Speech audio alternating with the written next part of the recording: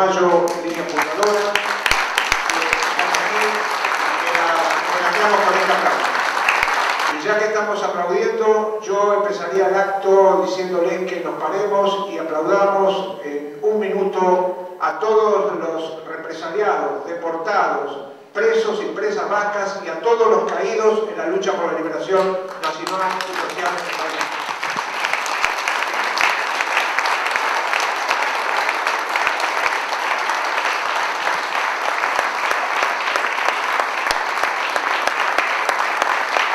Muchas gracias a todos y a todas por estar acá, por haber venido, por acompañar esta nueva iniciativa, este nuevo capítulo de solidaridad con Euskal Herria, con el pueblo vasco, porque de eso se trata Euskal Herria en Laguna, amigos y amigas del pueblo vasco, es solidaridad fundamentalmente, y decimos un nuevo capítulo porque desde ya solidaridad con Euskal Herria hay desde hace muchísimo tiempo, en diversos países, en diversos pueblos.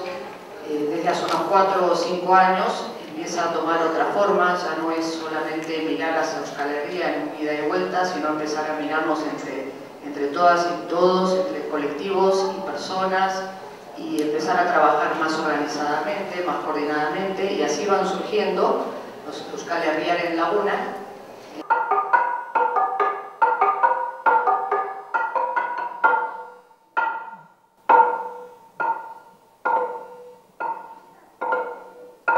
La realidad nos enseña que cuando se gestan instituciones como la que se da a conocer esta noche, de solidaridad con sufrientes, es porque indudablemente el sufrimiento se ha agudizado. Es una realidad dialéctica.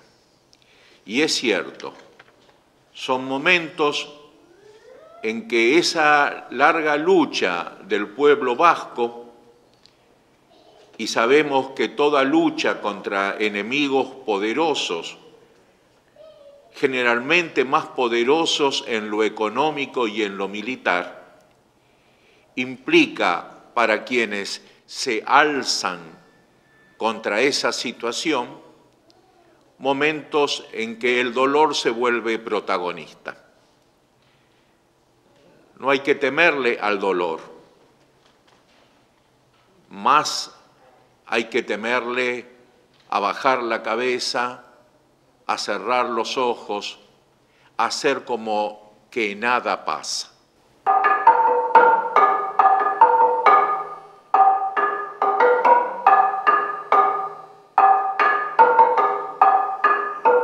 El Fondo Monetario Internacional es el mismo que antes, a pesar de que hubo toda una campaña de propaganda en los últimos 2 o 3 años diciendo, bueno, el fondo se hizo la autocrítica, etc. Miren las políticas que han aconsejado los países como Grecia y España. Exactamente lo mismo que aconsejaban acá. Privatice, desregule los mercados, liberalice la economía, achique el Estado, achique el gasto público, la misma política, no hay otra, ¿verdad? Y esto, evidentemente, me parece a mí que va a generar un enorme descontento social que en el País Vasco va a repercutir de una manera impresionante. Y por último, me parece que hay una cosa muy interesante que demuestra la perversidad de toda esta crisis y el papel que puede tener en realmente levantar una conciencia profundamente anticapitalista en Europa, es que, por ejemplo, mientras países como Francia y Alemania están exigiéndole a Grecia que haga un brutal recorte de los gastos sociales, reducciones salariales, etc. Pero resulta que Francia, ¿no es cierto?, le vendió hace apenas un año a Grecia 6 fragatas por valor de 2.500 millones de euros. O sea, ellos están alimentando un gasto militar absurdo que no tiene ni pies ni cabeza en esos países europeos. Les vendió helicópteros por valor de 400 millones de euros y entre 20 y 30 aviones de combate, los aviones famosos Rafale, que valen 100 millones de euros cada uno. Es decir, por una parte, le están exigiendo recortes en los salarios, disminución del presupuesto público para los gastos sociales y al mismo tiempo alimentan el gasto militar. Y lo mismo lo hizo Alemania, ¿no es cierto?, que le vendió a Grecia hace poco 6 submarinos por un valor de 1.000 millones de euros. Esto demuestra la incongruencia total de países que están reclamándole, ¿no es cierto?, a los griegos, hagan un ajuste, etcétera, pero 10 minutos antes le estaban diciendo cómprenme submarinos, aviones de combate, etcétera, etcétera. Todo esto, digamos, me parece que pinta el panorama de la descomposición de un sistema capitalista que está produciendo esta clase de aberraciones, de fenómenos anómalos, y esto me parece que abre a mí una ventana de oportunidades para que pueblos como el vasco avancen en su lucha por la autoemancipación. Y la manera de hacerlo es planteando claramente un programa anticapitalista, un programa socialista, que pueda ser finalmente el vehículo que ponga fin a la opresión secular que tiene ese país y le abra las puertas a su autodeterminación nacional. Nada más, muchas gracias.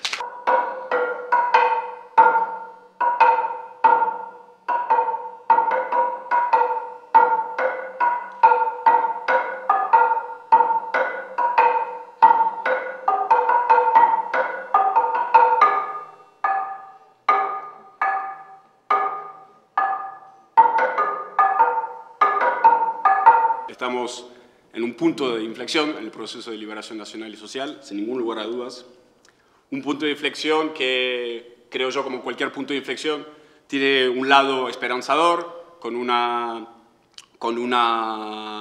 actividad y con una efervescencia social clara, que nos hace acordar al 98. No sé si ustedes saben, pero en el 98 hubo un momento álgido en el proceso de liberación, que fue el Lizarra de Garasi, donde hubo muchísimas esperanzas para superar una vez por todas el conflicto político armado.